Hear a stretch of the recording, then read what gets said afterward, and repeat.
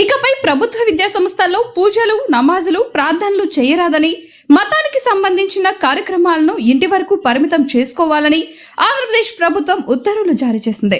ప్రభుత్వ పాఠశాలలో ఒక మతాన్ని ప్రార్థించి మరో మతాన్ని ప్రార్థించకపోతే మతపరమైన సమస్యలు తలెత్తుతాయని, ఇక నుండి మతపరమైన కార్యక్రమాలు చేయకుండా నిషేధిస్తూ ఆంధ్రప్రదేశ్ ప్రభుత్వం కీలక నిర్ణయం తీసుకుంది.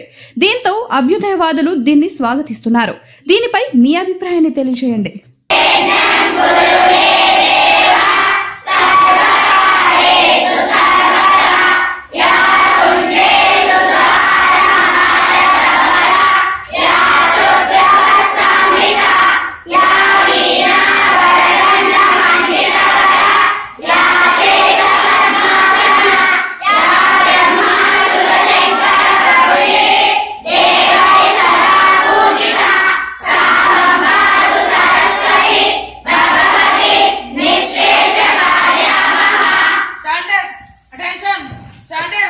Attention!